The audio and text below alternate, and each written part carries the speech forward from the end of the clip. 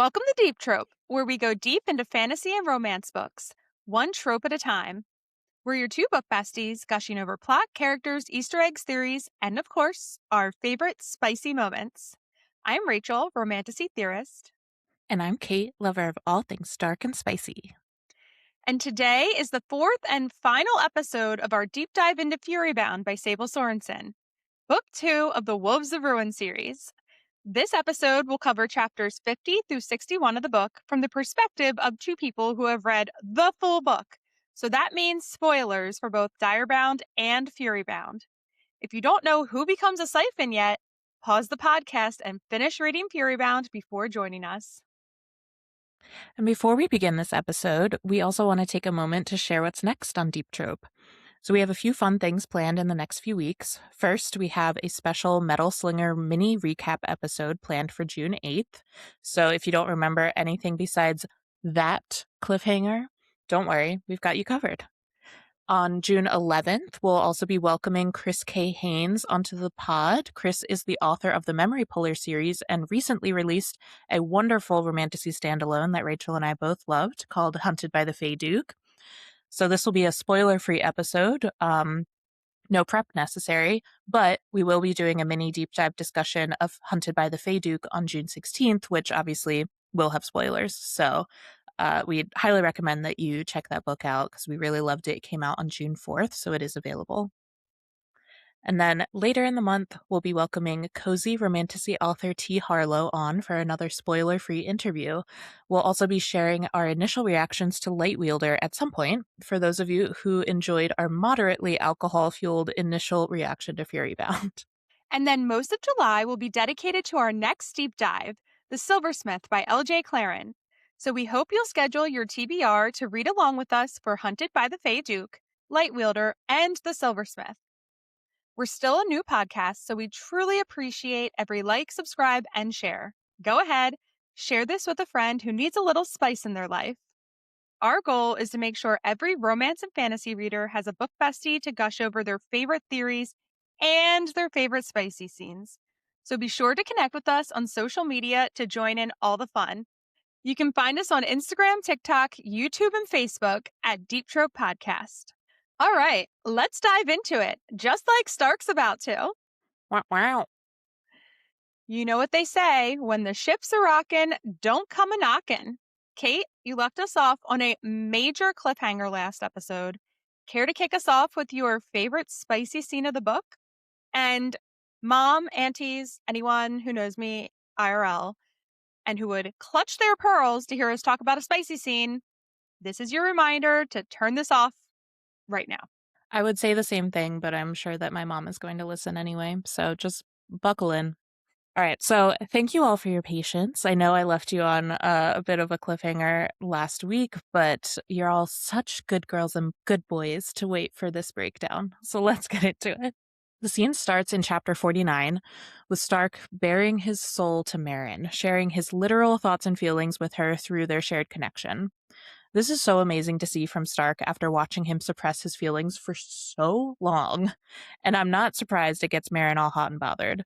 The last time they got frisky while their minds were melded, Meryn asked to break the connection before they got too far along. But this time, Stark insists that they maintain the connection so he can show Meryn how she looks, tastes, and feels to him. And Meryn says, fuck it. Yeah, go for it. We love a fuck it from her. Yes. You usually get a fuck it from him, but a fuck it from her is nice too. She's decided, let's try it. Why not? So to paint the picture here, when she puts her legs up on his shoulders, she says she can feel both the weight of her thighs and Stark below her. So again, like just kind of double the sensations for everything because you're feeling what you're feeling and what the other person is feeling. So just imagine that for like everything that's about to happen. It's a lot. It's kind of sensory overload, but it also sounds delicious. Like when he breathes on her, she can feel the breath on her and also feel herself breathing out. So already this is just shaping up to be an incredibly intense scene with the mind meld element, and we've barely even gotten started here, and I'm already so excited. So Stark begins to go down on Meryn, and not only are their sensations shared, but their thoughts and emotions are shared as well. So she can sense what he's going to do before he does it. And the anticipation sounds so delicious. Like he even shares mental images with her of what he's planning to do to her. This is some next level he talks her through it shit. Like he shows her what he's about to do through Yes. this mind connection. And so she's like feeling what he's actually doing, and then she's anticipating what he's about to do. And it's just like, holy shit. Something that really intrigued me here was when Meryn described feeling Stark get hard. So, so this is something that I'm just like curious, okay? Because it's something that we'll never be able to experience, like as people who were not born with that appendage. I'm just so curious what that arousal feels like for a man versus a woman. So I'm kind of jealous that Mary gets to experience something that someone with a vagina is just not able to do. I hear you. I hear you. That is interesting to think about. Um, again, please, mom, turn this off. But I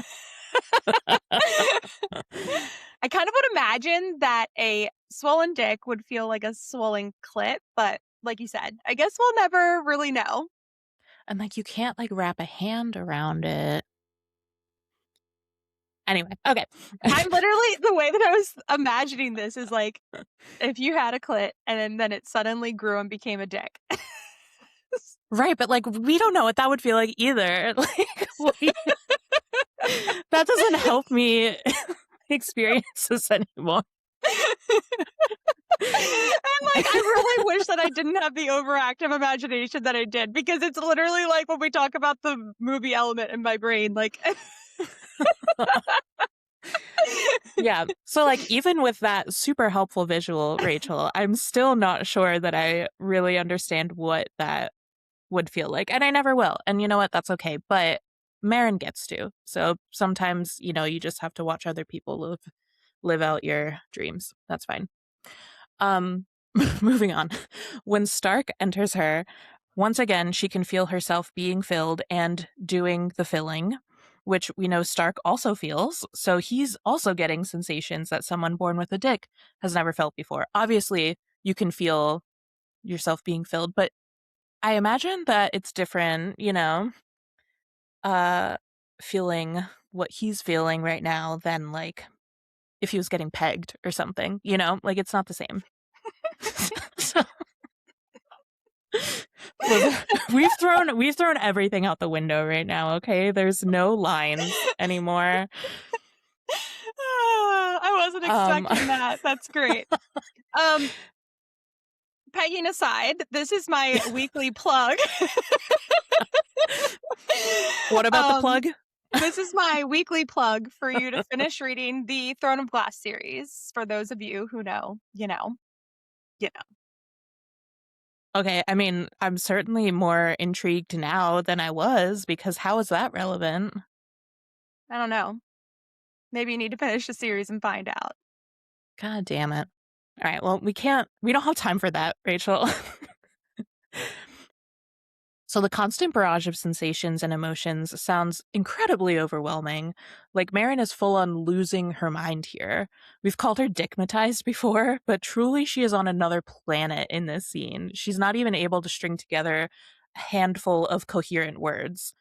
Like, we should all be so lucky, honestly. Stark keeps calling her princess rather than my queen, which I also found very sexy. He's clearly in charge here, and when he's in charge, she's princess, not queen.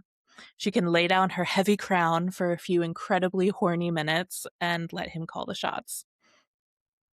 It's hard to tell exactly how many orgasms she has, since once she starts coming, it kind of seems as though she doesn't stop. Like their combined pleasure prolongs her climax in a way that she describes as blissful, but sounds almost painful to me. Like, when you get to a point where it's like too sensitive? Like, good for them. I guess it doesn't seem to be an issue for her, but in my mind, I was feeling like at a certain point, the Mm-hmm. pleasure turns into a pain that is not Mm-hmm. ideal. But it seems like they get to avoid all of that. So, Well, Good no, for you're them. right because, like, and a lot of books even describe that. Like, a lot of books literally talk about, like, "Oh, it's too much," kind of thing, and, like, and that doesn't happen to Meryn, apparently. Yeah. I mean, she does have superpowers, so, maybe we'll add that to the list. She does not become oversensitive. Lucky bitch. Um, when they finally finish, he stays inside her body and her mind as they cuddle and fall asleep so they can feel each other drift off, which is a very sweet finale to a very, very dirty and very horny scene. But also just a quick reminder, do not try this at home. Sadly, in our world, UTIs do exist. So once the deed is done, go piss, girl. Great point. Great point. Don't Like, skip that step. I get that it would ruin the mood to describe that every time that characters have sex in a book. I get it. But please, please don't forget to do it in real life. Please don't Yeah, go to sleep with him still inside you. Anyway, so the scene was incredible, and I imagine that they'll never be able to have sex any other way again, or at least why would you want to? Um, but how loud do you think they were being? Because it's not described specifically, but I imagine with how intense everything was that these two were likely screaming. I mean, Venna literally might be the only one not traumatized by their violently loud lovemaking. that's actually Venna's superpower. She can be roommates with Meryn if she needs to be. She's the only one that got any sleep tonight. Yeah, but they don't care. I mean, Yeah, th that was remember, like, Isabel and Thomasin were just doing it everywhere, like, the Bonded are just, like, a bunch of horn dogs, and we know the Astrionans are, so they probably were that's loving it. true. Yeah, that's true. Alright, the next morning after the boat stopped a-rockin', Meryn and Lucien discuss where the remaining tier could be. They realize that neither of them have had a vision wearing the necklace, and after swapping necklaces does nothing, they try wearing the tiers at the same time, which, of course, drops them into a vision. Theory time. Why did the necklace only reveal its vision when worn at the same time? I have two theories to choose from. So, first, the necklace tiers were originally single tiers split into two at a later point, which is why the necklace only worked when they were united. Or second, Astriona and Nocturna were intended to be allies, which is why the necklaces only revealed their visions when the people wearing them agreed to wear them at the same time. This intimate gesture shows that they are willing to work together, even reluctantly. So the question here for both of these theories is the crown, since both Meryn and Lucien were able to see their crown visions when wearing them individually. But Meryn was also able to see the vision from Lucien's crown. Again, it seems like they are clearly intended to play nicely, but is it because they are originally from the same tier, a crown to rule over a single united nation, or because they were created to serve as allies? I think this is a really intriguing question. I mean, the way that it's described in the book, Meryn definitely seems to believe that the necklaces are two halves of one whole. Hmm. She says that in so many words. Sure. And we do get into this a little bit later as well when we see how at least one of these necklaces was created. Um, but I do think that it's something interesting to consider. And I definitely would hope that we would get answers for this in Ruin Bound. I mean, we have to, because Ruinbound is where I'm anticipating getting all of my God questions answered. Right. So, I mean, it seems like such an interesting point to make, you know, Hmm. because the visions are where they're learning pretty much everything about the gods that they are able to learn, other than what's in her mother's journals. So to make such a big point about this having to, you know, watch it together, unite them together, um, there's got to be some reason to it. And personally, I'm in the camp like Meryn is that maybe they were split, but we'll get into that. So with the necklaces on, they're thrown into a series of fragmented memories. Meryn sees a beautiful, radiant pregnant woman with gold skin and shoulder length emerald green hair. Her eyes are described as the color of sunlight through springtime leaves. So clearly, she does not appear to be human. The image jumps, and it's the same woman gazing at a human child. A man joins her. But is he really a man? He is tall and otherworldly with blue black hair and pale skin like moonlight, and shadows swirl around him, and Meryn recognizes his voice. This has got to be Nocturne. He says their daughter can rule over his wolves and her, the woman's humans, but they can't stay with her, the daughter. When the woman cries, her tears form an opal, which she places on the baby's chest. She promises it will protect the child and her kin for generations. Say goodbye now, Lumina. Well, well, well, it sure looks like Lumina equals the faceless goddess, making Meryn not just royal, but a goddess descendant. It also seemed like Lucien is one too. So again, how did the necklace get split into two? Were there two descendants and one was turned into a siphon? Or did she have two offspring and cry twice? Personally, I feel like I'm in the camp that it was one necklace that was then split into two. I'm really curious who split it and why, though. Like, did Lumina split the tear when she had a baby with Astrion? Like you said earlier, was it split to help drive Nocturna and Astriona to become allies? Something else? But here's where it falls apart. Her mother's journals. And then also at the end when Nocturne puts the tears together, they're depicted as a six-pointed star or flower with the creation tear in the middle. This implies that the tears were all individually created. But the tears weren't necessarily all made at the same time, right? So maybe that symbol came after all the tears were created, including the one that was split. I don't know. Right. And therefore the creation tear was the final tear. Maybe. Hmm. There's so much we don't know. Yeah, there really is. The vision shifts again, and the man is staring down at a bonded woman with a direwolf, both of whom are bowing to the man. The woman has a child in her arms that is wearing the opal. The man says he doesn't trust the unbonded humans to raise her, but the bonded will protect her. This is interesting because it means direwolf human bonds happened before the tears, or at least this tear was created. I think we are also watching the original Therion make their deal with Nocturne in this scene. Essentially, it seems like he gave them these powers in exchange for caring for the Stormfrost women. If that's the case, it seems much less self-serving than it seemed to me originally. Like, I was thinking about it as if they had made some shady deal with him to gain more power. But if this is when they made the deal, then it doesn't seem like they had much choice. Oh, like they were forced into it. I mean, I don't know. It doesn't seem like he's like asking them. He's kind of Right. just like, this is what you're gonna do.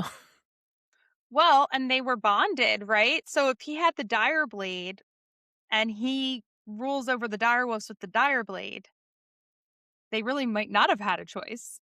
Does he need the time? That's another question, and I feel like this is a whole other conversation that we probably won't get into until Ruinbound, but does he need the Dire Blade? Like, I know he ends up reforging it, but the only thing that we know about the Dire Blade in from Dire Bound is that it was, again, this is what Meryn is taught in Nocturna, but she's taught that the Faceless Goddess created it to help even the playing field between the wolves and the humans. Right. So is that the truth, or is Well, it Nocturne's thing? I definitely don't think that's the truth because that's what they were told in Nocturna while the Siphons were in charge. Well, yeah, that's true. I mean, nothing that they told them was fully the truth, but I mean, I think that Nocturne is an asshole. And yes. I think that the direwolves might be enslaved to him. I mean, again, based on the fact that everything we know about the direwolves so far is that they are a very, like, fair, just, loyal creature, Mhm. it really does seem like they're at odds with his vibe. Right. Right. Yeah, like, they don't seem to go together. It makes sense that they go like, the direwolves and Meryn make sense. The direwolves and Stark make sense. The direwolves and Nocturne, nothing matches up there. Nothing matches up there other than, like, their ferociousness in battle. Yeah, God, I don't know. So maybe he does need the dire blade because that's, like, the piece of magic that is kind of forcing this bond. Maybe Mhm. it's not, like, his inherent power that allows him to control them, it's some, like, darker, shady thing. Mhm. Damn. It will be interesting to see. Yeah. Yep. Lots to uncover. But also, if that is the case, it makes sense why Lucien doesn't tell Meryn everything because he's obviously seen, you know, Astriona's history or Astrion's history, right? And he doesn't tell her what he sees when they wear the necklace together. So if Nocturne is evil, but he knows the direwolves are enslaved to him, he has to kind of keep that tightly guarded. Why? Well, because he doesn't know what she can or cannot share with her direwolf. So if he tells Meryn, his assumption is probably that Anasa will know as well. Right, and that's bad because Well, because then wouldn't Nocturne know? Like if he uh, oh, if the chain of command is a pyramid and the sovereign alpha is at the top, who's on top of the sovereign alpha? Meryn right. and then Nocturne. Yeah, so you're thinking that, like, there's, like, a bond, anything that the direwolves know, he knows. That makes Mhm. sense. Because I was thinking, like, well, yeah, if you wanna clue them in, then they can fight back. Right. But, yeah, if he can, like, read their minds or whatever, then we would need to keep that from them. Oh my god. So none of this was in the notes, and now I'm just spiraling. Well, as I said, Meryn and Lucien don't tell each other what they see, but they do agree to both touch the tier from the tower together. And when they touch the tower tier, Meryn senses Lucien and they are together witnessing the vision. Nocturne has trapped Lumina in the tower room they were just in. She's circling the room frantic. Shadows fly around the room, and she says to the same dark haired man, Nocturne, what have you done? You've weakened me. Nocturne has the voice that Meryn hears in the Shadow Realm. He says she's weakened herself and that her selflessness harmed her. And Lumina says, You know nothing of what it is to be a god, Nocturne. We see Nocturne manipulate shadows and light the same way we saw Vena do in the Cryptos room. And then Lumina is alone and cries the creation tear. So, what did Lumina give? Could it be that she gave part of herself to the humans, resulting in the siphons? When he said you weakened yourself, this really made me think of the thrall bracelets. I imagine that to create life, you would need to give part of your own life force to your creation. I mean, so I was thinking of this at the time, like, when I first read it, that he was referencing her creating the humans. We don't really know the Mm. timeline here, right? So, like, Mhm. we saw her create the humans, we saw this scene, but we don't really know what the timeline is of everything. But in my mind, I was thinking that, she would have to give some of herself, some of her life force to create new life like the humans, and so that might be what he's referencing. Mm. That's But interesting. but to her point about Nocturne not knowing what it is to be a god, I don't think I agree with her because pretty much every god from Greek mythology was an absolute maniac and an asshole. And then Mm. you have, like, vengeful Old Testament god. I mean, like, a lot of gods we're familiar with are much more aligned with Nocturne than Lumina. Right. Well, not to get into a whole theology debate, I think that Lumina is supposed to represent like an agape love, this unconditional love, or the ideal version of what a loving, all-powerful God should be, who potentially is willing to sacrifice themselves, right? Right. And that's what makes me wonder if she did something to sacrifice herself for her people, and if her people were the humans, was she like so heartbroken that they die eventually, that she gave them this power of like siphons to have longer Oh, life? I don't know. I don't know. yeah. Well, there have like gods have been punished in the past, right, for providing the humans with gifts like that. So, who was it that gave the humans fire and then was Oh, like shunned from who was that? Mount? I feel like I need to look Wait, that was one up that the too guy who because had to do was that the guy who had to roll the rock up and down the hill? Or the guy who had his liver eaten? Sisyphus. Yeah. So Sisyphus rolled the rock, and then Hephaestus had the liver, his liver eaten every day. Okay. Prometheus gave fire to the humans because he felt pity for mankind's vulnerability, but he stole it from the gods, either from the chariot of the sun or the heart of Mount Olympus. Right. But he was punished for that act, for providing the humans with this gift of fire. So Lumina, I like the idea that you have of her kind of providing them this path to immortality, and Yeah, I then mean, I'm not Nocturne fully being sold. pissed about that. Right. I mean, I'm not fully sold on it because I do think that Astrion is like the god of the siphons. But Yeah, I think that it's like Nocturne direwolves, Lumina humans, Astrion siphons. So right. what did But Lumina give? did she give them a descendant of Astrion? Oh, right. Yeah.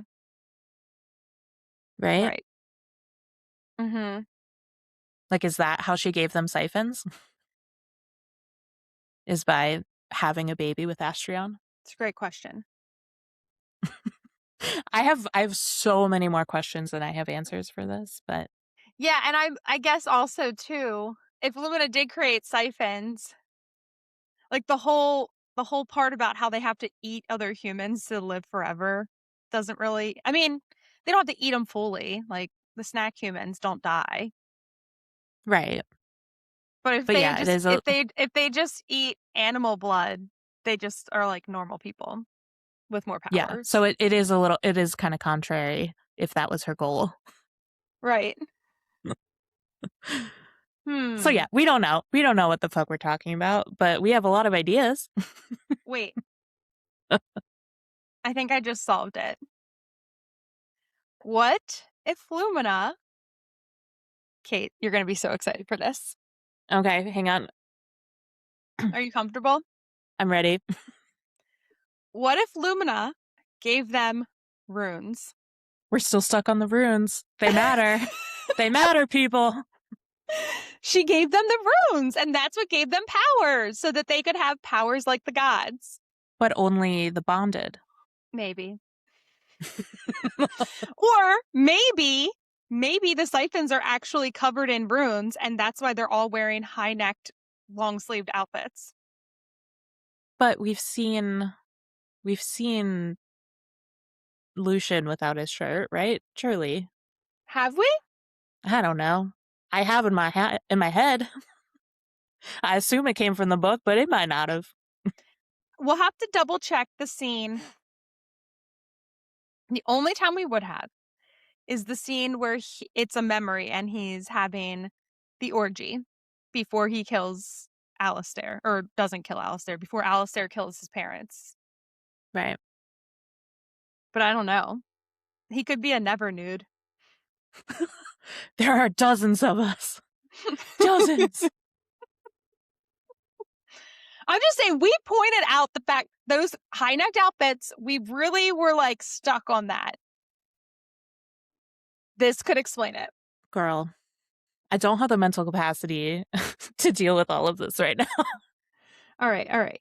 Meryn realizes the shadows from her visions back at Sturmfrost and her mother's delusions were Nocturne telling them of their history, and he was the one who resurrected her in the tower.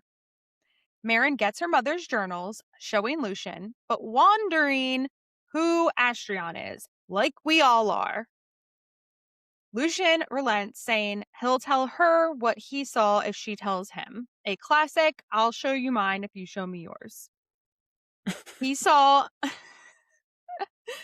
Lucien admits that he saw Astrion and Lumina, and he believes that he may be a descendant of them. So there we know that they were together in some way, because why else would he think that? Other Yeah. than the fact that, as Meryn says, of course he thinks he's a god. Oh my god. So did he see his like ancestors fucking? Maybe, or maybe he just saw what we saw and she was just holding a baby. All right. I forgot that was how we learned about that. And Meryn says, so Lumina was in a relationship with both. She doesn't press Lucien for more information, which seems crazy. I get that they are setting up the mystery for the next book, but this is infuriating because Lucien is right there, trying to help. And it feels unrealistic that they wouldn't share this information. Agreed. Like, this is clearly very important information. These visions, it's like so much of what they learn about how this stuff all works. Like, why would you not share that? It's not like these visions are incredibly long. Why the fuck would you not both share all of the info that you received? It makes no sense.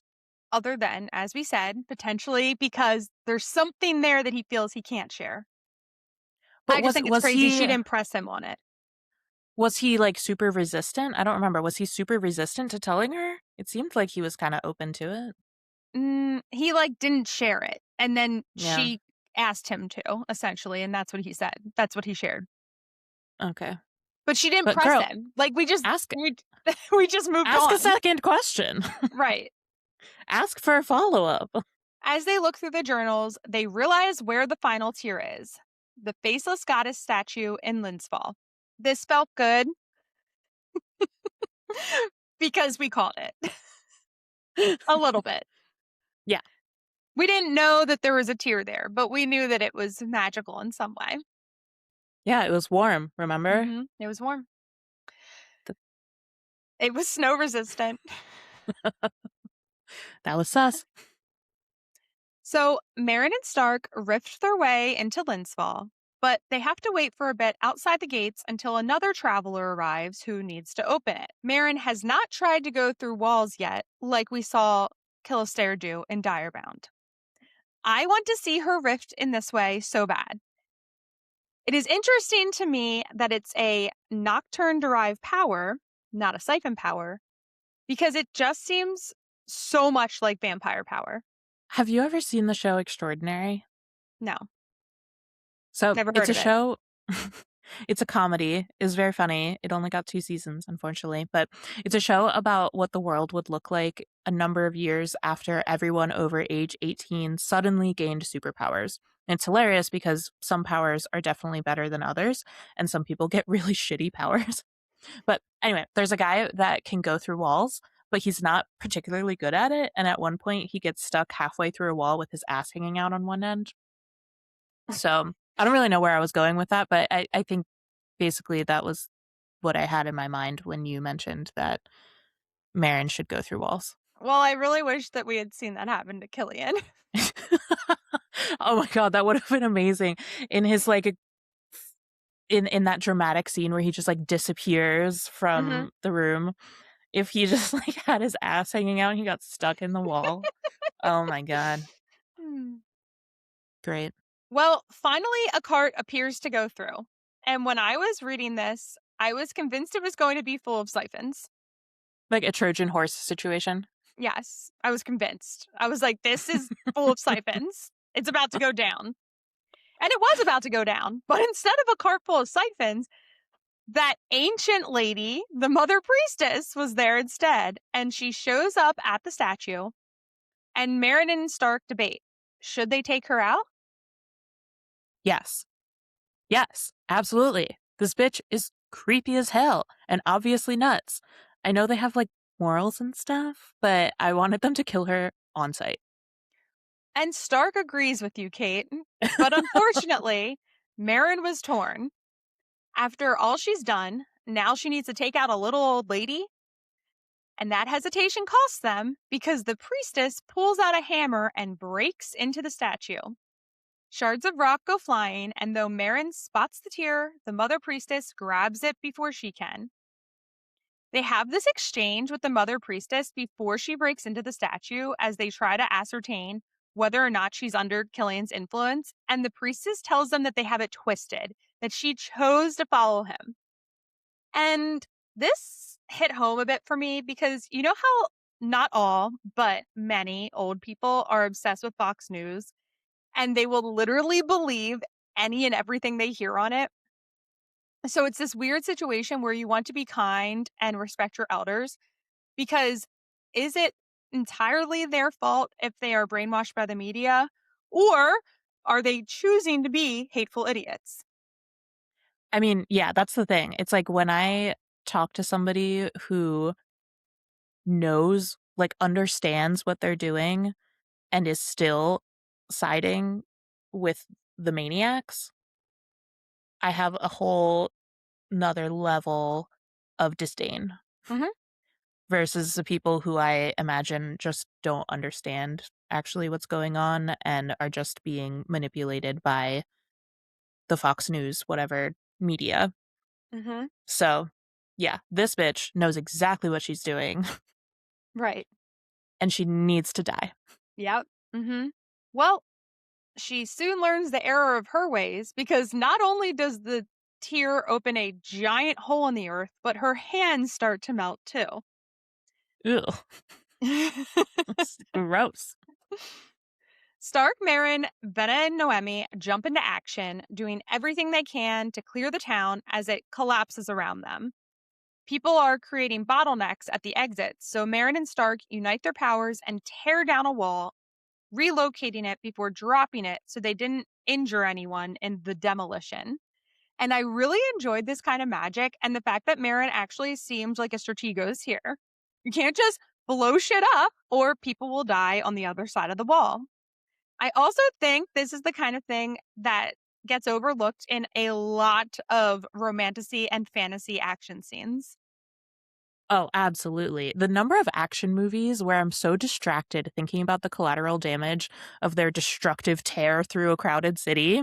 Like, Mhm. how many people did you accidentally kill while smashing these buildings to bits in your fight for justice? Every single Marvel movie ever. Like, I feel like they actually kind of acknowledged it after the one of the movies where they had this like big showdown in New York City. The next movie, they kind of talked about like the aftermath of that. And Mm. so like they did actually acknowledge it that one time. But most don't. And I still feel like there's there's a lot of civilian death in these that's just like completely Yes. ignored. But like this chasm opening up in the earth was very interesting to me because it made me think of the Hades Persephone myth, where Hades is typically depicted as opening up this giant hole in the earth to kidnap Persephone and bring her into the underworld. So I'd like to revisit this chasm in the next book, just in case it ends up being an opening to the underworld. Yes. I'd like to check in, you know? Yeah, yeah, yeah. What's it doing? How's Yeah. how's everyone How's it doing going? over there? Has it gotten bigger? Have any vengeful gods come out of it, you know? Have the creepy crawlies taken over Linspaw? Yeah. Keep an eye on it, you know? Once out of Linspaw, Meryn and Stark question the Mother Priestess, and she tells them Killian is on his way and he'll have the tear soon, regardless of whether or not she failed him. When Meryn presses for more information, she calls Meryn a usurper and refuses to answer. Enraged by Killian's manipulation, Meryn thinks she needs to cut him out of the Mother Priestess.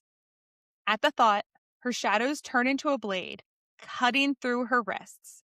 And before the priestess can scream, Meryn snaps her neck. Good. Let's analyze this. It was a great way to watch her die, but let's analyze it.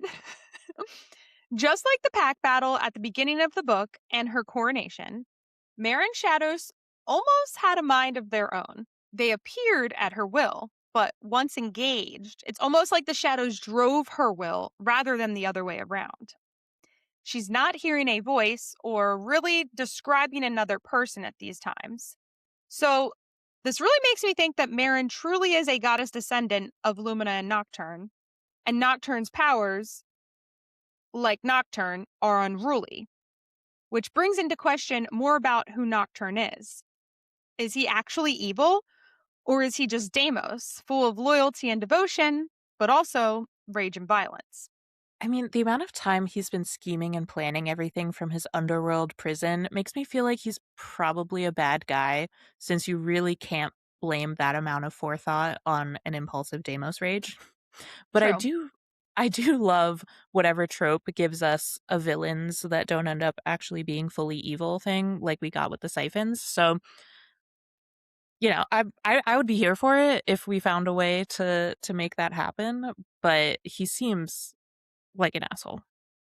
Yeah, I agree. I think I'm doing like mental gymnastics because like Meryn is a descendant from him. And I Yeah. also am struggling with this. I don't know. I'm trying to connect the dots with the shadows. It feels like a classic nature versus nurture situation. Like I understand her inheriting shadows, but I don't understand how these shadows are sort of like sentient things that take action on their own. You know what I mean? Like I don't think that Meryn doesn't have control over her own emotions or choices, but the way it's written in the book makes it seem like she does not have control over them. You know what I mean? I don't know. It's like I'm also still thinking about all of this in the context of she has had powers for a millisecond. Mhm. So just like all this time that she or all these times that she is struggling to control her powers or control her emotions or all these things, like girl has is a newly born powerful magic queen, you Shadow know? mommy. Yeah. Yeah, she's a newborn shadow mommy. So I'm just like I'm not that um skeptical of her inability to control her powers fully. And then you put on top of it the fact that she still has the thrall bracelet on at this point. Like her powers are all topsy-turvy, wonky. I don't know. Yeah, that's a good point.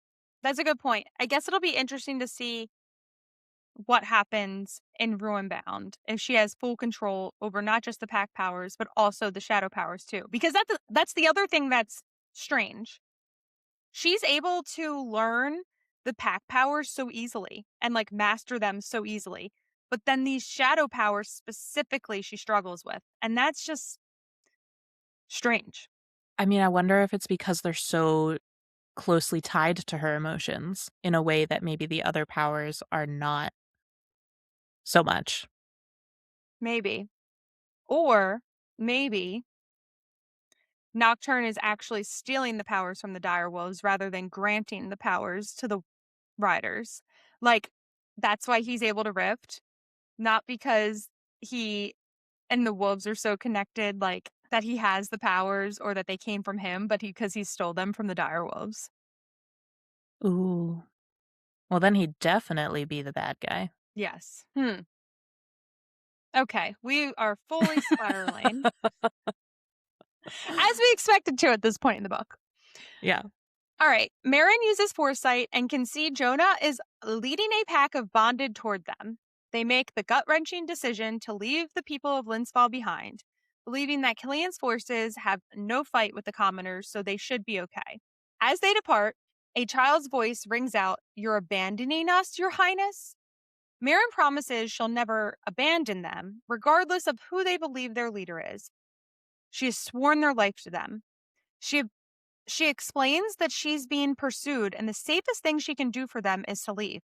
but she promises to return once she resumes power in Nocturna. Thoughts on this choice? I mean, I think she didn't have many good options, but I do think she made the right decision here. Ultimately, Killian's fight was with her, and she decided that it was safer to lead them away from the commoners and bring the fight to him. Hmm. And it was a bit of a gamble, but every option that she had risk, you know? So, like you said earlier, she's finally showing her strategos mind and thinking a little critically here. And it felt similar to Stark's feelings in the beginning of the book, where he thought he was a risk to Meryn and wanted to separate himself from her to protect her. Except this time, it was the right decision. Yeah, I tend to agree. I tend to agree. But it definitely was a difficult decision. I agree. I think it was the right one. I don't know. There's like this impending battle between her and Killian that I feel like was always going to happen. So even if she stayed with them, like, what can she do in the amount of time that she has? You know, Right. like Hmm. they need a full like FEMA task force in this city. I don't know how much additional aid she would be able to give them while also like preparing to battle Killian. Right. Right. True. Well, on their way to Blumenthal, fucking Jonad shows up with his band of hooligans and shoots Skaya through the throat. She and Venna are dying. Meryn pulls out the stone and tears a gap in the earth, separating them. She rushes to Venna's side, but Skaya's wound is fatal. Anasa says Skaya is holding on for Venna to say her goodbyes. And suddenly Lucien is there, biting his own hand and urging Venna to drink. Though she hesitates, after conferring with Skaya, she accepts his offer. And Meryn feels their bond disappear as Skaya dies, and Venna is no longer bonded. Devastated, Venna refuses to leave her wolf, so Meryn has to forcibly remove her as Stark urges them that they need to just keep running. Justice for Venna. They really did the Brooks girls dirty, and yes, that is their last name. Isabel was basically a plot device for Meryn to go all shadow mommy and Venna to accept Selah and then become a siphon on her own. Another thing that I thought was interesting here is the way this scene was written. It sounds like when Venna drinks Lucian's blood, that is the moment that the bond is broken, killing Skaya. While she was going to die either way, it looks like a siphon cannot be bonded to a direwolf. Yeah, that makes sense to me because siphons are not technically alive. So as soon as she's a siphon, she's essentially dead, and a rider's death kills the wolf. Well, maybe, but I don't think that they work the same as typical vampires. Like I don't it seems like they don't need to be buried and then like rise from the dead. And when I No, reread this, despite what I said on I think last week's episode, Venna didn't actually die. Like she took the blood, didn't die, and then Skaya did. So I do think it's different than vampires. Like I don't know if she actually is dead. but didn't they say at one point in Direbound that you need to die to become a siphon? I don't know. I don't remember that. I'll have to I'll have to look that up because I thought that that was like part of the like technically you are dead. Hmm.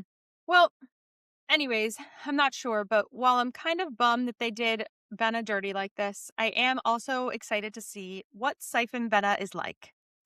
And I wonder if any bonded ever became siphons before. I'm also excited for Lena. Is that what we're calling this ship? Not Vushin or Lucena or Venin? Shout out to Fourth Wing. I mean, yeah, those are all options as well. No, those all suck. Also, I don't want to call it Venin because it's hard enough for me to keep all these books separate in my mind. I don't need any other crossovers. Yeah, yeah, true. New Siphon Venna is out like a light, and she has about 6 hours until she fully turns and will go into her feeding frenzy. They obviously can't take her with them to Blumenthal like this, so the group will need to split up. Before they do, Lucien and Meryn touch the goddess tear ring together to see its memory. They see Lumina dressed in a white linen gown with a line of pearl-like studs. A wedding gown, perhaps? They watch Lumina create the town of Linsfall, even the people. And she tearfully tells the people she wishes she could stay with them and gives them the tear, which they are able to hold, unlike the mother priestess, whose hands literally started to melt when she touched it. She says she wished she could know them better. I will always come to you when you summon. Be good to one another and be well. And then she disappears. I shared in our reaction episode that nothing infuriates me more than point and create gods. That's just not typically the kind of story I'm interested in. If I wanted that, I would just read Genesis. But I am interested to know why she couldn't stay with them. The fact that she was here in some kind of a wedding dress makes me think that maybe Illumina sacrificed herself to Nocturne for some reason, perhaps becoming his bride of the underworld. Oh, did I hear a Persephone reference? I mean, I think you're on to something with your Persephone theory, Kate. Maybe, maybe. I feel like the Greek gods are an inspiration for so many stories. It's true. I mean, there are just so many Greek god stories. Oh, yeah. They gave us a lot of material to work with. And they're all fucking crazy, like I said, like they are unhinged. So there's a lot of fuel for intriguing storytelling. Yes. My other question here is, why can the people touch the goddess tear with no issues? Meryn was able to touch it as well. It seems like perhaps intent is built into its magic system, that when you intend to touch it for pure purposes, it will not harm you. The way that the priestess describes it, she says that only the worthy can touch the most sacred of the goddess tears. So clearly she was deemed not worthy. But I think, it's similar to what you're talking about with the intent, but there is there's a judgment that basically happens when you're touching it. But she also says specifically the most sacred of the goddess tears. So does that mean that ones like the destruction or the creation tier are more sacred than others? Like the protection one could, like, anybody, like that one seems like that necklace could be kind of passed around. That So makes sense. That makes sense. Yeah, I mean, clearly clearly the destruction and the creation tiers are under lock and key for a reason.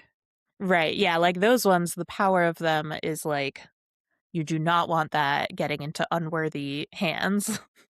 I Although mean, again, same I don't know what the worthiness actually looks like, but I was going to say same with the worship tier. It's crazy that she had that for so long oh, and I that it know. didn't work for her. Like nobody was worshiping her. Most people didn't even go to church or whatever they do. Yeah, that's true. Yeah.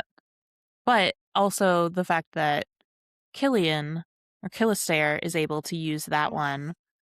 It's a little confusing because why would they be deemed worthy? And like I guess that's not one of the most sacred tiers, but unless it's like a bloodline thing.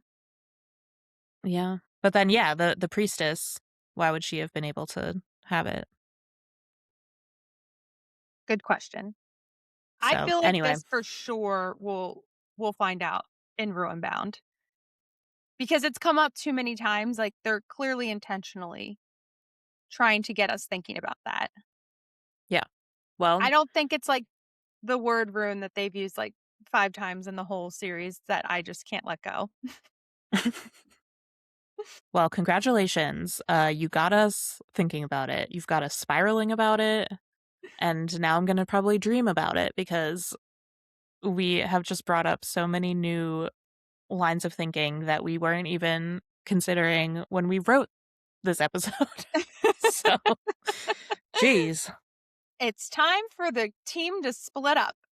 But Meryn doesn't know how much of her power Killian will be able to siphon through her bracelet. As they consider Killister's weaknesses, Meryn has a thought, calling back to chapter 1 of Direbound. Quote, women in pain give men confidence. I do love that this book just centers on how easy it is to manipulate men. Oh, it is. And it's so easy because when you have a man like Killian who is just so desperate for power and influence and is just so insecure. Mhm. It really is just too easy. Yeah. Yeah. And maybe that is how the whole thing will end with, like, Lumina was manipulating Astrion and Nocturne. I would enjoy that. I would too. A little female rage. That's right. Egith's voice suddenly rings out through the bond, warning Meryn that Killian's forces are approaching Blumenfall. Meryn is in a rage, demanding to go after Killistair immediately. But Anasa talks her down. They need to rest first. Thank God for Anasa, since there isn't one hint of Strategos in this apparent Strategos Alpha, at least at this moment. Yeah, I mean, we saw like a glimpse of it in Linsfall, but yes, generally very lacking.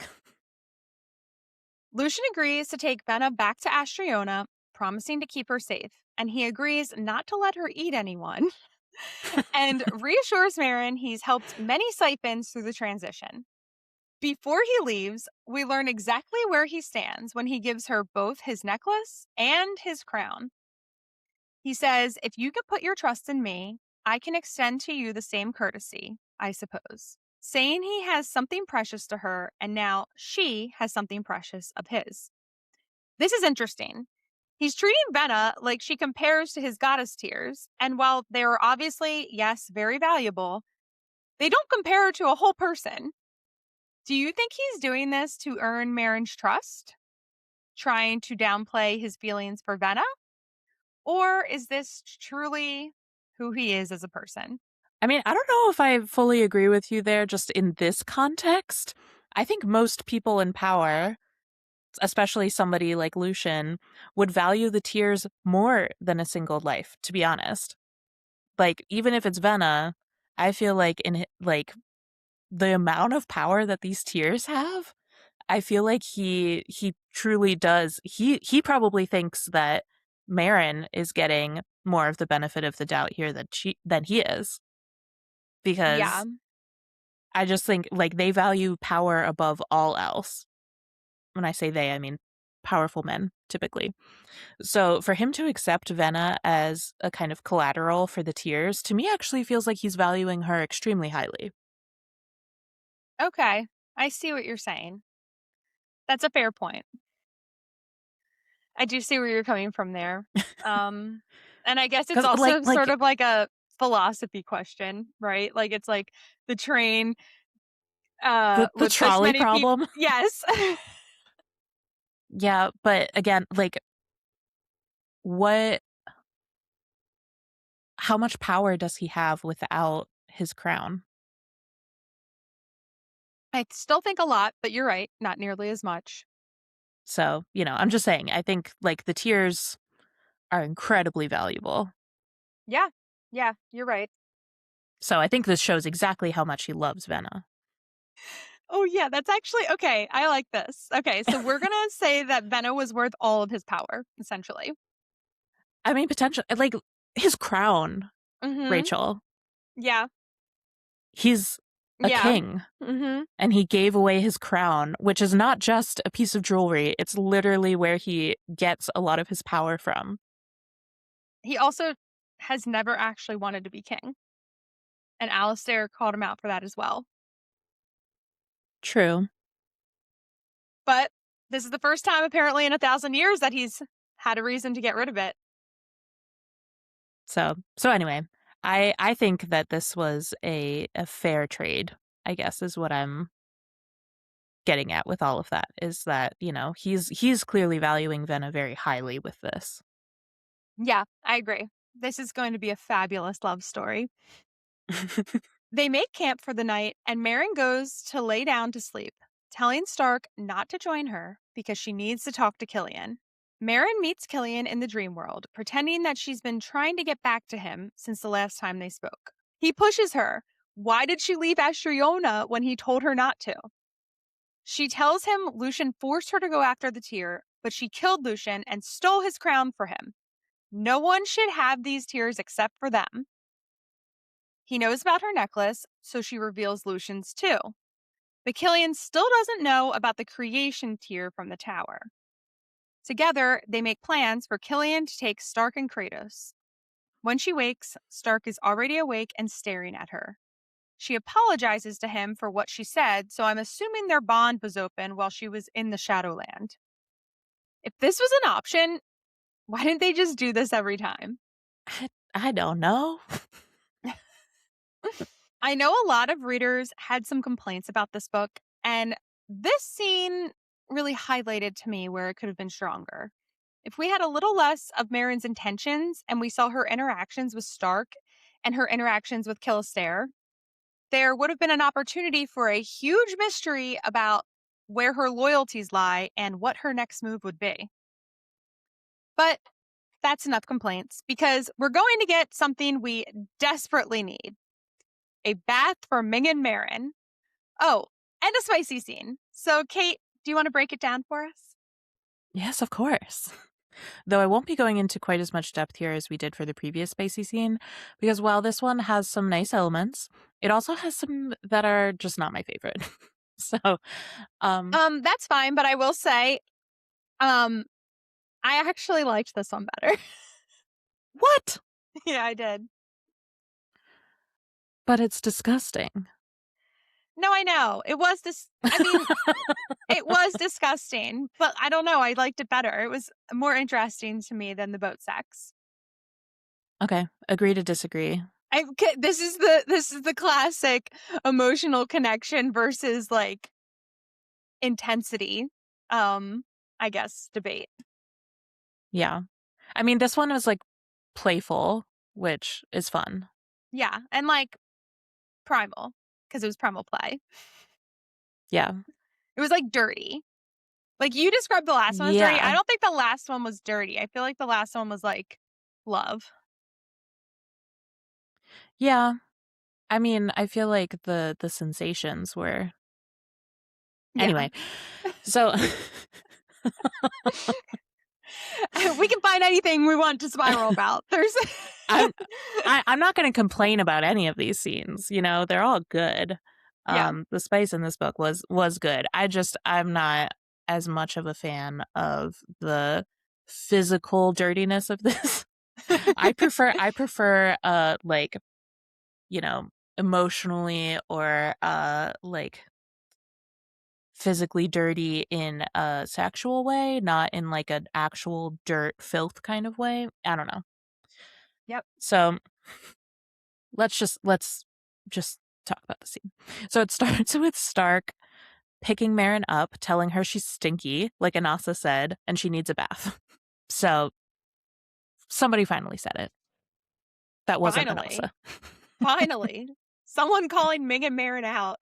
I mean, to get to the point where Stark is willing to say something to her, what did this girl smell like? He takes her to a hot spring, and we get some fun brat play. Meryn consents through the bond, which we love, enthusiastic consent, but then proceeds to completely ignore Stark's orders. So at this, Stark says, "You like to be treated like a filthy princess, don't you?" And she responds, "Yes, Alpha." And so he spanks her twice. And Stark says, "Are you ready to be a good girl?" But Meryn isn't done being a brat. So she says no, prompting Stark to rip her clothes off and carry her over to the hot spring to get her clean. Before he can get her in the water, though, she takes off running through the woods, starting some kinky primal play, with Stark essentially hunting her. And of course, he catches her, and they do the dirty, extra dirty on the forest floor. And this is where they kind of start to lose me because Meryn is so stinky, so filthy, and they're running naked through the woods. So, you know, there's just all kinds of debris getting in all kinds of places. And they start fucking on the forest floor, which not only sounds gross for like what's getting in places that you don't want forest floor getting in, but also just like uncomfortable, you know? Like there's rocks, there's twigs, there's like, I don't know, whatever. I was kind of thrown out of the scene a little bit by just thinking about how painful it would be to be fucked against a bunch of twigs. I mean, I've said it once and I'll say it again. It seems like a ripe opportunity for poison ivy in unfortunate places. Ooh, yeah. Yeah. That just, no, thank you. No, no, thank you. Um, my husband actually had a conversation with somebody at a store the other day where they described getting poison ivy on their junk. And he was like, "Why are you telling me this? I don't know you at all. I don't want to hear at all about your inflamed junk." But anyway, it sounded like a terrible experience. So, That's based on so that, wild. That's so wild. I've actually talked to other people who have, while camping, used the wrong leaves. oh And God. mhm. Oh no. And like they literally have described it as like you can't do anything. Like you just lay in bed, with calamine lotion essentially. It's an actual nightmare. So, anyway, all of these thoughts going through my mind reading this one, I was taken out of it a little bit just thinking about those logistics. And that's a me problem. I get that. Mhm. But so they're fucking on the floor of the forest amongst the leaves and the poison ivy and the twigs. And of course, Stark still wants to get her clean though, especially because he just got her even more dirty. So he picks her up again, saying, "Eyes on me. Focus." And as he walks her back to the spring, he's fucking her the entire way. They are still mid coitus. And I applaud Stark for his commitment to getting her clean. I mean, True. the man will not let an orgasm get in the way of giving this girl a bath. So he carries her mid coitus to the hot spring and walks in with her just to make sure that she actually gets submerged this time. And he uses his shadow bending power to bind her to the rock because she was still about to run away. That I mean, because she's so minging, she literally needs to be tied to the bath. Like this is the most appropriate thing of the entire book. This girl is so dirty. My God, Meryn. Is it really so hard to be even moderately hygienic? It's I literally do find like it annoying. trying to give my dog a bath. Like you Yes. just can't keep him in the bath. Yes. But listen, like I would say that it's the dog in her, but Anasa would strongly disagree. Anasa would love for her to be clean. So anyway, I do find it annoying in TV and movies when the group of people constantly traveling and in battle still have like perfectly plucked eyebrows and fresh haircuts and stuff. But surely there's a reasonable middle ground here that Meryn could find to maintain like some basic hygiene in the midst of her chaos. Because everybody else seems to have kind of figured that out. She's like the only stinking mess in the Yeah, group. true, true. Well, I don't know. I mean, they might all be stinky at this point. I don't know. But like, I don't understand why she's so intent on doing the deed as dirty as she is. Like, just take a bath first. Like, you guys are at the bath. Just take the Like bath. she's just actively fighting it. Hmm. It's very Ugh, strange. yeah. Anyway, I so that's the scene. They fuck on the in the forest and then they fuck in a hot tub, essentially. Well, I do think it's interesting that at about the same part of both books, we get very obvious bondage scenes. Yes. Meryn does enjoy some good bondage. The scene obviously is so much better, but I agree. I just liked that they were at like the exact same part of the book, like same percentage of the way through the book. And also, it was like the last spicy scene for both of them. I just thought that was oh, interesting. that's true. Yeah. Yeah. And ending on a strong note with the bondage. Does that mean we're getting a third love person that can tie her up in Ruinbound? I don't know. I mean, at this point in Direbound, I wanted Killian to be gone, but I don't Yeah. want Stark to be gone. No. I'm going to be very upset if her and Stark are not endgame. Yeah. Actually, no. I'm going to be very upset if Stark's not endgame. I don't. We can get a new girl. Meryn, I could take her or leave her. I don't I do like Meryn. I mean, I complain about FMCs all the time. I do like Meryn. There's other FMCs that make me even crazier. DM Bellicor, I'm looking at you. know. But I do like Meryn compared to some. But yeah, she does some things that are just like, ugh, take a bath.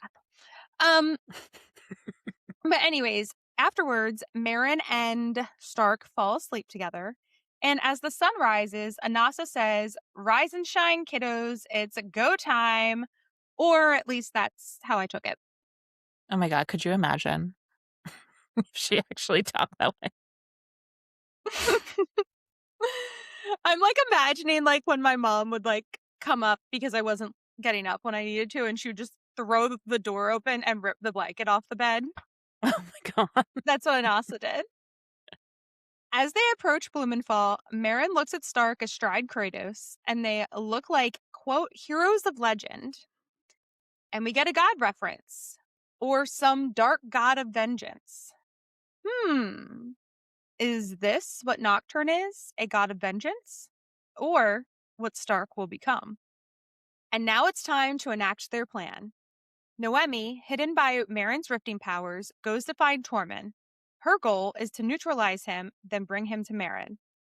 How the hell does rifting work? Because suddenly now Meryn can rift for people when she's not even with them. Girl, I don't get it. Is she still struggling to control and master her powers, or is she a pro? It feels kind of like it changes based on what the plot needs. Meryn works with Stark to bind him and Kratos with Stark's shadow powers, which he will obviously be able to free himself from when the time is right. Then Meryn rides into camp atop Anasa, pulling Stark and Kratos behind her like trussed up pigs. And this felt like a callback to Stark and Kratos pulling the deserter into the town square at the beginning of Direbound. Ooh, yes. I do like the callback here, but mostly I was distracted in this scene imagining Stark hogtied. Hmm. As Stark said, maybe we can try that next time. Yes. Meryn is wearing all of the tears she possesses, either on her body or in the bag strapped across her body. And she even has the dire blade pieces, just in case. She reaches out to Noemi and gets a strange blankness in her mind, but eventually she responds and tells her everything is going to plan. My exact notes when I read this, I'm going to read them. This seems incorrect. I bet she's under the Phylax power and pretending. Absolutely.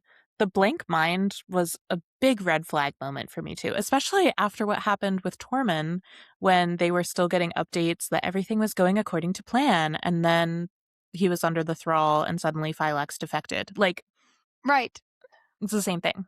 right. That being said, like, I don't know that they were in a position at this point where they could abort mission, so I guess it didn't really matter either way.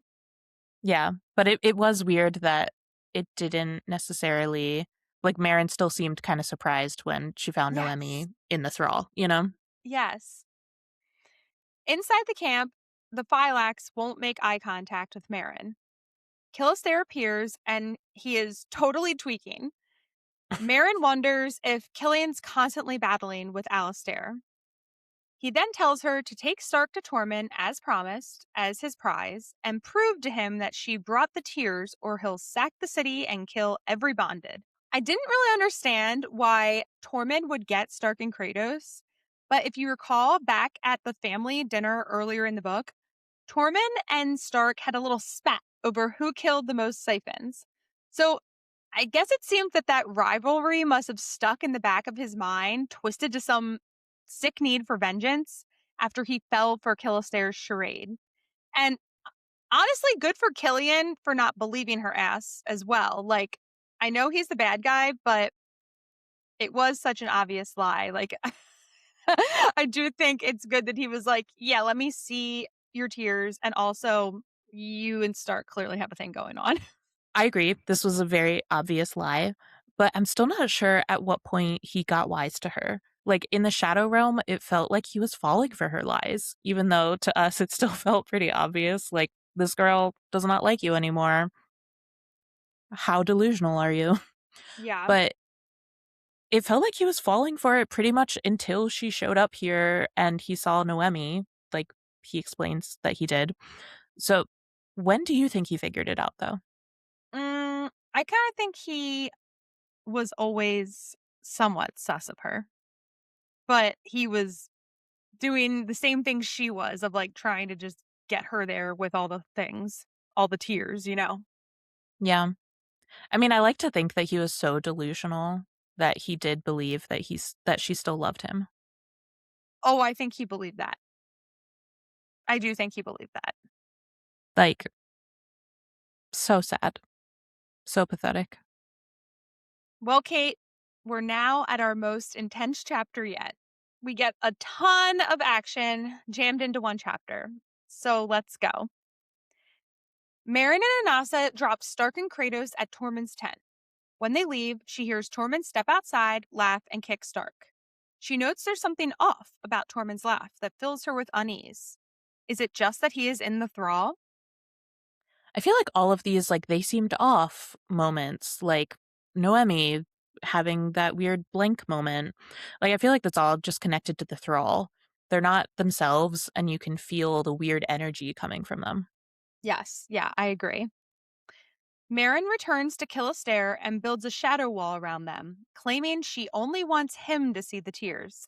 At this point, she can sense that Stark has removed his shadowy restraints. As she shows Killian the necklaces and then the crowns, Alistair takes control of his body, demanding she give him the tears. But Meryn demands that Killian return.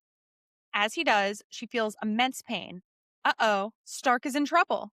Down the bond, Stark tells her that Phylax knew the plan and was waiting to put up a shield against him, but he's fighting it. Meryn reaches out to Noemi, who tells her she managed to get away. I was literally screaming at my book at this point because Noemi was so obviously being used by Killastair. 100%. Killastair reveals they could see Noemi through the crypto's shield. The game is up. It's time for Meryn and Anasa to attack. Now, this is interesting. How could he see her? Can siphons actually always see cryptos? We know the Astrionans were manipulating the cryptos spies they found. Was that just all spies? I mean, again, I think this is also, there's part of me that's still wondering what the rifting actually looks like. Because to me, rifting doesn't feel like a complete shield. Like, it's not complete invisibility, you know? Right.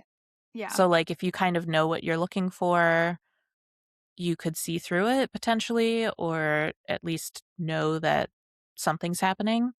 I also, like we said before, is Meryn actually a pro at this?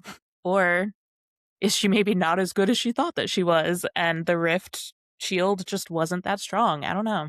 Then, like, at Lynn's Fall, she talks about how she hasn't tried rifting in and out of walls yet. So, I don't know. Rifting kind of feels like more than just camouflage. Yeah, that's true. I don't know what it is. I feel like we haven't gotten a great idea of it. Yeah. Yeah. Hopefully, we get a clearer description of it. Because if siphons can actually just see the cryptos that are rifting, that's actually very Oh my funny god. to me because it's kind of like Hilarious. somebody like thinking that they're invisible, but you're just running around in broad daylight. Like when a kitten is like sneak attacking you, but you're like both just staring directly at each other. Yes. He's like, look how sneaky I am. Yeah, that's hilarious. Or when you're playing hide and go seek with like a 3-year-old and you're supposed to just be like, I don't know where Jack went. Where could he possibly be? Gosh. Surely not just next to my desk right here. Surely the entire bottom half of your body that I can see behind that curtain is not you. Using the power of both crowns, Meryn throws all of her shadows at Killian. But of course, it's pointless. Killian can counter all of it. So she uses the tears for creation and destruction, and she opens a hole in the earth below him using the destruction tear. As Killian climbs out of the hole, Meryn checks in on Stark. He's fully in battle, but Noemi is nowhere to be found. Killastair makes it out of the abyss, and Killian and Alistair begin fighting one another for control over their body. Noemi calls for help, and when Meryn goes to help her, thinking her wounded, she takes her necklaces and then the world goes black. She wakes up thinking she's with her beloved, and we can tell instantly that she's in a real thrall. Meryn doesn't recognize Noemi, just watches as this unknown girl hands Killian the 2 gems in her hands. When he asks Meryn to give him the crown in her hand, Anasa tells her not to, telling her to fight it. During this, Anasa lies on the ground, eyes closed and ears back, clearly pained. And then motherfucking Killian stabs her. We know this motherfucker sucked, but stabbing a direwolf, unforgivable. Why Absolutely. I'm incontrollably, incontrollably. It's why I can't even talk right now and I can't stop cursing because you can pretty much kill any human in a book and I might be able to up with a reason for it. But you harm a dog, you touch one hair on that sweet puppy's head, and there is just no possible chance at redemption. Jonad, dead. Killian, dead. Yes. Yes. Absolutely in this scenario. The only thing that I would say, these direwolves have a lot more I guess consciousness than a dog does. So, no, obviously Anasa, you are 100% right, but what about Jonah's wolf? What if somebody stabbed him? Would you feel the same way? Or is that wolf also an asshole? Uh, I just really hope that we don't get much of a description of it. Like, he was an unfortunate side effect and clearly an asshole because he chose Jonad, but like the ears back. Oh, I can't. I can't. I I can't. know. This is literally why my dog is able to manipulate me, which my husband calls me out for constantly. Like, they're so cute and I and know. they're just so cute and I don't want anything that makes them sad. I agree. I agree. I mean, because dogs are just they're so precious and their love is so unconditional and they're just so sweet and pure, right? But the Mhm. wolves, they have that consciousness. They have the ability to be evil. Yeah. Yeah. True. So True. I think that there are some dire wolves in this story that do need to be dead. Unfortunately, I And don't like it. yeah. No, you're right. And I'm going to imagine them as like mangy creatures, evil, They're uh rabid. yeah, just absolutely rabid. Like, yes. That's the only way I'm going to be able to get through it. All right. Fair enough. One by one, Meryn gives Killian her tears and all seems lost at this point. But fortunately, Stark reaches out through their bond, pulling Meryn out of the thrall. And we get this incredible Stark line. Quote, "You are the power of shadow and life combined. Your strength can scorch the earth. Do not forget yourself. You are Meryn fucking Sturmfrost, and you will not let a weak man win."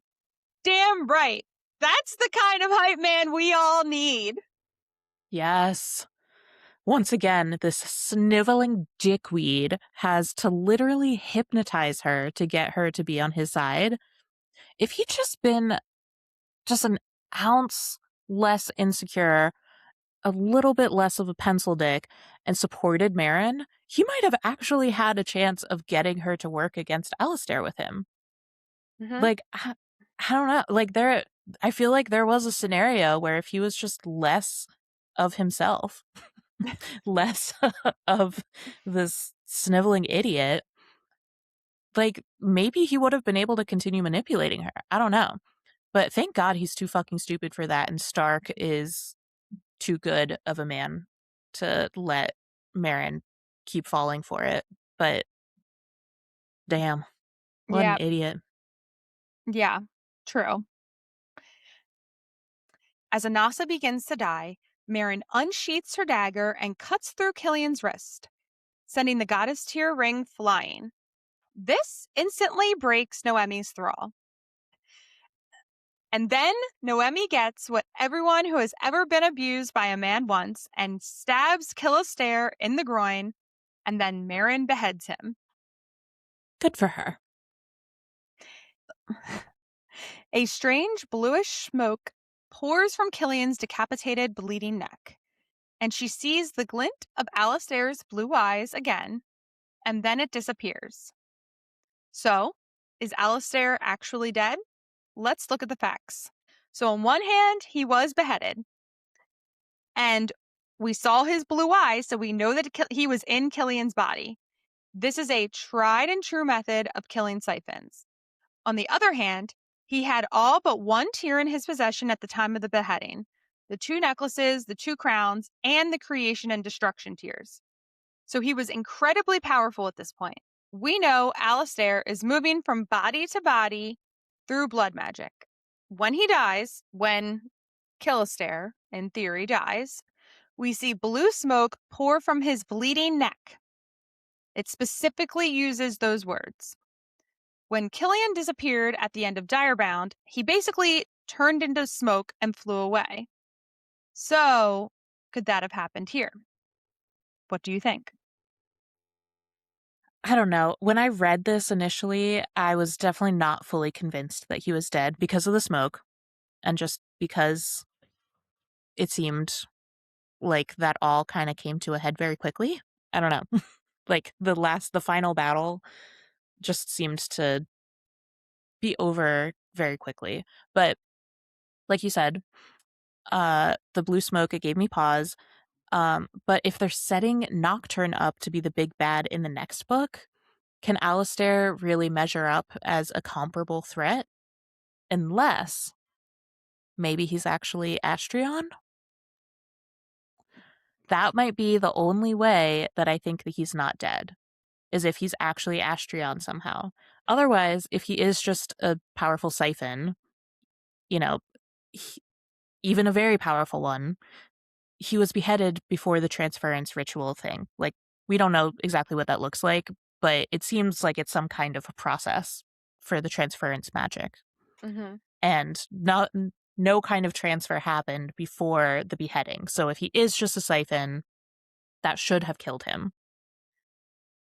So it seems like they would have to do some real gymnastics to make him come back in that case.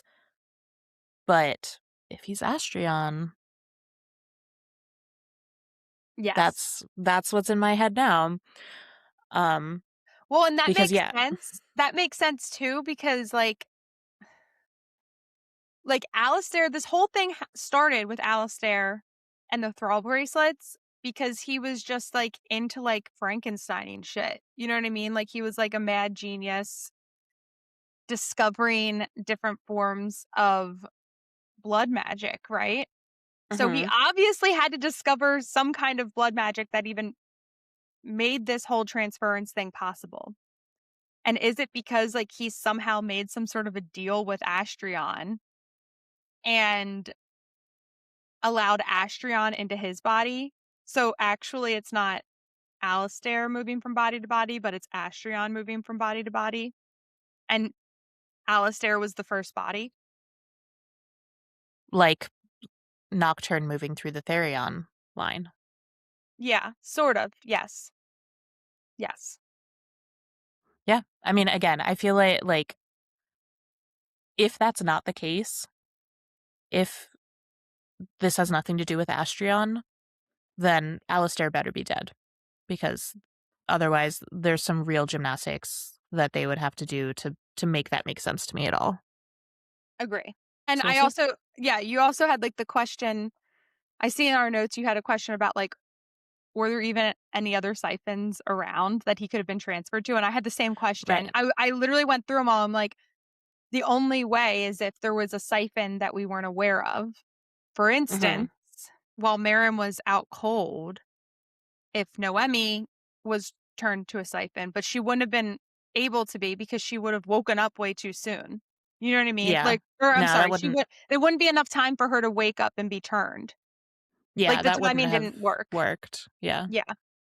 So we'll see. But I'm not totally convinced that Astrion is part of this, but I'm just thinking that would be the only way that it would make sense for Alistair to still be a part of the next chapter of the story. I agree. Meryn rushes to Anasa's side. She is alive and the bleeding has slowed. I know we are suspending disbelief, but I do wish we had more of an explanation here. We know wolves can die from mortal wounds like this, but Anasa was able to heal herself. This is where we need to see some healing powers from that creation gem. Yeah, I'm just chalking it up to god powers. Like, anyone else in this situation would be super dead. But Meryn is a goddess, and so she's special, and so it works. I don't Okay, I'll accept that. know. The thrall bracelet loosens, a clasp appears, and Meryn is able to remove it. I am so excited to see Meryn's full powers in Ruinbound. She was able to do some crazy shit in this book, so imagine her having full control. Yeah, that'll be fun. Stark and Kratos appear, comforting Anasa and Meryn, and Noemi hands Meryn the ring and apologizes, but Meryn dismisses her. She was under Calistair's control. It's not her fault. Meryn says she thinks the tears should be destroyed or hidden, and Noemi nods along. No one should have that much power. But Meryn describes Stark's expression as tight or shadowed. When Meryn asks if he doesn't agree, he says, I agree with whatever you decide. You're in charge. In just one more chapter, we'll understand Stark's reaction here, but I wonder, was this Nocturne trying to be chill? Or Stark actively fighting Nocturne? Was he saying she's in charge as a signal that he was attempting to defy Nocturne? I hope so. I don't think it'll be very fun if Stark doesn't have any capacity to resist Nocturne. So I like to believe that he'll still be a thorn in the god's side. We find out that Tormund was killed in the battle. I do want to make sure that we note this because in the comments on YouTube, one of our listeners mistakenly thought that Stark said he took care of Thomasin off page, not Tormund. Just to be clear, it was Tormund who couldn't be subdued. Thomasin is still MIA. We haven't seen him since back in episode 1 when he attacked Meryn. Do you think that he'll come back in Ruinbound, or do you think he's just been like excommunicated and shunned from the found family for good? No, I think he'll come back, and because we were going to get Neva too, right? Like, it would be a shame I if, hope so. yeah. Yeah. I know they're very, very absent from this book, but I hope that we didn't build them up in the first book just for them to be forgotten. Yeah, I agree. Edith arrives and invites Meryn back to Blumenthal to rest at Lord Blumenthal's manor. But first, Meryn must address the war camp.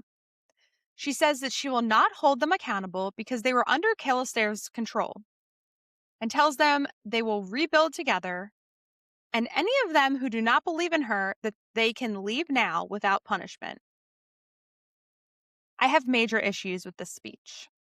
While yes, many of the bonded cannot be held accountable, they sure as fuck can and should execute those who chose to follow Killian at the very beginning before he even had the tear. Jonah. Why does he keep getting away with this bullshit? Someone please kill this man, for the love of God. Please. Back at the castle in Blumenthal, Meryn speaks to Ruby, who gives her an update on Selah, which she learned through her bond with Friedrich. He wants to enroll Selah in school in Astriona, and she also shares that she would like to have a relationship with Selah if Selah is open to it. I like that we are getting a happily ever after for Selah here, even if it's different than what anyone would have imagined for her. And Ruby and Meryn, that's their relationship name. Oh God. And Ruby and Meryn even part on okay terms, which I think is more than can be expected. I did enjoy when Ruby tried to hug her and Meryn was like, no, we're not there. We are definitely not there yet, which is totally fair, Meryn. But the fact that they're on the same page with wanting what's best for Selah is great. They don't need to be besties as long as Selah is the priority. That's right. It's co-parenting at its best. It's great. We love to see it. Meryn steps into the bathing chambers where Stark has drawn her a bath, which she is too tired to fight. Thank God this man has figured out that sometimes you just need to throw Ming and Meryn into the tub. But why does seeing a bath always activate her fight or flight?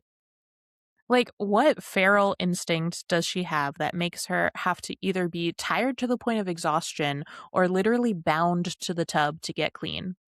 Like I said, I'd say it's the dog in her, but Anasa is better than that, so. It's the alley cat. Okay, cats groom themselves. No. They definitely don't like getting in the tub. But they're clean.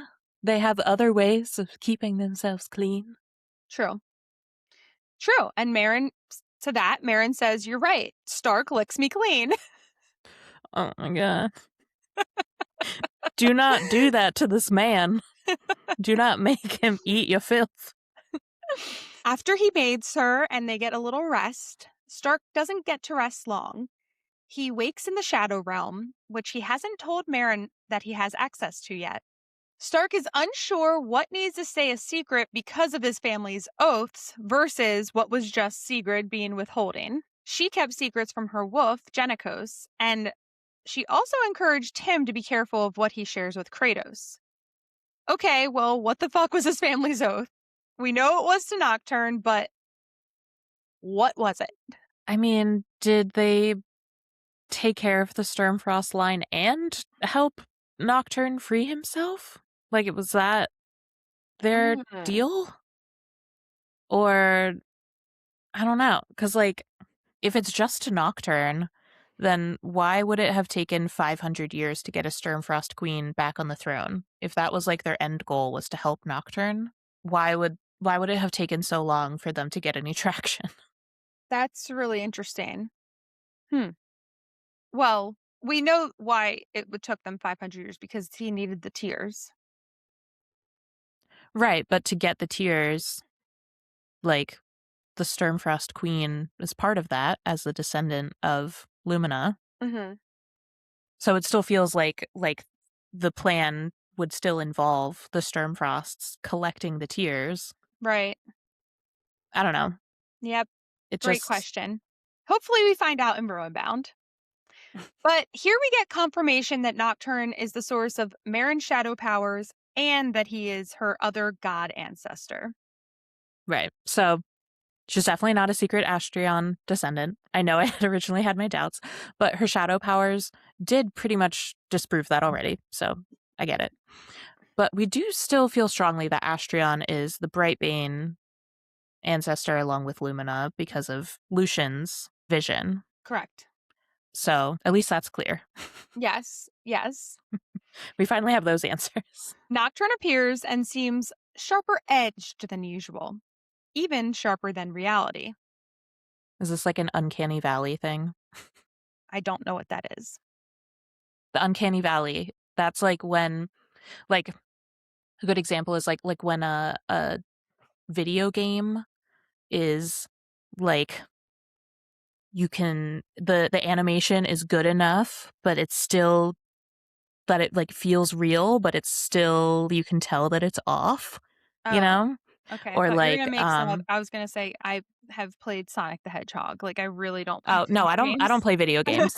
No, but like that's just like an example of like, you know, like they're too close to reality without being, while also Mm. still very clearly not being reality. And it's called the uncanny valley, and it's like very off-putting.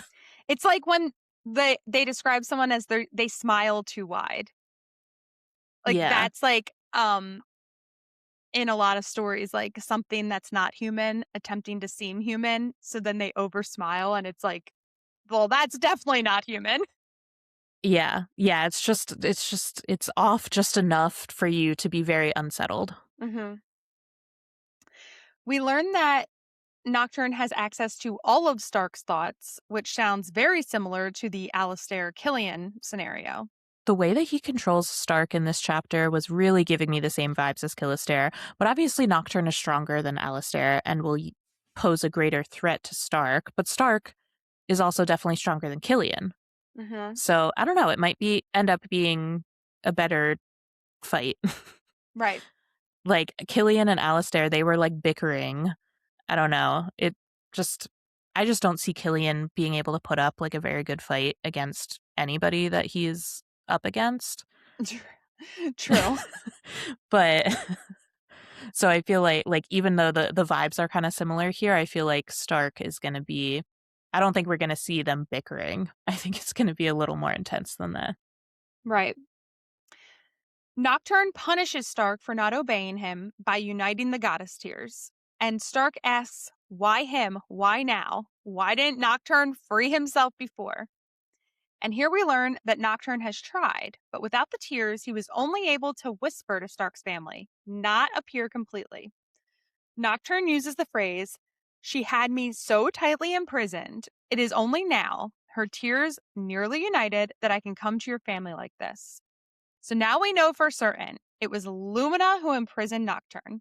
Good for her. Nocturne takes over Stark's body, and Stark essentially watches himself get out of bed and go through Meryn's things. He fixes the dire blade, uniting the broken shards into a single blade once more. He then pulls the goddess tears from their jewelry settings and arranges the gems in the six-pointed star shape we saw in Meryn's mother's journals. As soon as they are arranged, Stark regains access to his body and scatters the shape, but it's no use. Light and fire flares, and there are 3 loud booms from the west, east, and a distant one across the horizon. Meryn awakes, and Stark reveals his family was not sworn to the Sturmfrosts, but rather to Nocturne, the dark god who is now free. This was such a wild last chapter. Even though we had inklings throughout both Direbound and Furybound, we didn't know what exactly was going on, and I really liked this twist. I know I had the theory that Nocturne was going to be free and taking over Stark's body in Ruinbound, but after revisiting this chapter, I think I'm walking away from that theory. I don't know where Nocturne is, but I don't think that he needs Stark's body anymore. Our TikTok follower, Tavery, has the theory that those 3 booms are each of the gods being freed. And I think I agree with this theory because we get very specific descriptions of where the sounds came from. The east, so directly east from Blumenthal, would be the islands in the Bloodthorn Sea, where the tower was. So perhaps Lumina was stuck in the tower. We just didn't get to see her. The west could be literally anywhere in Nocturna. But do you know what is the closest town west of Blumenthal? Is it Linsfall? That's correct. As our map connoisseur. I don't know, you're our spice connoisseur, but you're our map expert. Our cartographer. Kate's our cartographer. That's correct. Linsfall is directly west of Blumenthal. If Lumina captured Nocturne, this could make sense. Perhaps that's why she also buried the destruction tier in Linsfall, to give her people a chance at fighting him if he ever got free. And finally, across the horizon, I assume this is Astriona. Technically, that would be south of them, but I'm interpreting across the horizon as just far away. This is such a good theory. I really like it. I think that it makes sense. And remember my thought about the chasm in Linsfall being an opening to the underworld or the shadow realm? Mm-hmm. Maybe that boom is the opening of that gate and the way that Nocturne will escape beyond Stark. Yep, exactly. We gotta check out that hole in the ground. We need to see that hole in the ground. That is the only yawning chasm that we want to see in Ruinbound. Don't get me started on the yawns. All right, so Kate, do you want to count down our tropes for today's episode? Gladly. So we have bonded sex, that mind-meld sex. Mm-hmm. We have the powers of the gods. We have a vampire resurrection. We have a he bathes her, I guess twice, right? Because she won't fucking do it herself. That's right. We have a brat kink. We have primal play. And we have a religious fanatic again with that fucking priestess. So that's a decent number. What is that? 1, 2, 3, 7? Yep. All right. 7 tropes.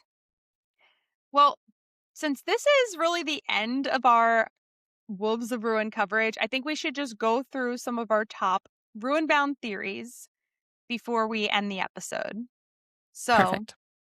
the first is that Nocturne tells Lumina their baby will rule over his wolves. Our theory here is that Lumina rules over the humans, Nocturne rules over the wolves, and Astrion rules over the siphons. And perhaps that explains the corruption in the packs when siphon magic was introduced to direwolf magic, because the two are incompatible. The second being that if Illumina locked Nocturne up for millennia? Why did she marry him and have a baby with him? I am really leaning toward our theory that she did something either within Astrion's thrall and Nocturne retaliated, and now Lumina is the raging woman, or Nocturne was evil from the beginning and she loved Astrion, and this whole thing is like the twisted tale of an abuser. Third, the connection between Ruby Eyes in the Wolf on Aldrich's door and the Dire Blade. The Dire Blade is referenced frequently in Direbound as a wolf-headed pommel, and it's definitely a wolf on Aldrich's door. I just can't let this go. We don't know exactly what it means, but or really have any idea. It's tied. It's really just a concept of a theory. It's a concept of a theory. But here is a big theory. Runes will be the key. There is a reason the pack signs and rider tattoos are described as runic, because they are runes. This will allow them to tap into a different source of power to fight the gods. And as we theorized earlier in this episode, perhaps these runes came from Lumina as a way to empower humans. And finally, we get the line from Stark that he will follow Killian into death and that he will damn everyone to stay by Meryn's side. This is very concerning to me. I do wonder if we're going to have some sort of death or underworld storyline in Ruinbound. I mean, I would love for the Hades Persephone connections to build out even further. I think that we've got a lot of little hints at it in this book, but nothing that's so strong that I'm like convinced of it. But if Stark follows Killian into death and he goes to the underworld, I think that would be enough of a connection for us to really start pulling some things together. I think you're right. So we have lots of theories about what to expect in Ruinbound. I mean, you just kind of listed them out, but we have mini theories that were just too numerous to list out. Or In different one versions summary. of these theories. Yeah. I tried to consolidate, but I think we had different tendrils that we could have gone down for each of these. Yeah, we've got theories on theories. So, we'd love to hear from you, though, our listeners. Do you have any theories for Ruinbound? Did any of our theories resonate with you? And, what are you expecting to come from the next book, the last book in this trilogy? Drop us a comment with your thoughts. We'd love to hear from you. And thank you for joining us for our deep dive into the Wolves of Ruin series. We hope you enjoyed our reactions, recaps, and theories, and we hope you'll join us for all the things we have in store for June, as well as our deep dive of the Silversmith in July. See you tomorrow for our recap of Metal Slinger by Rachel Schneider, and Thursday for our interview with author Chris K. Haynes. All right, see you later. Bye.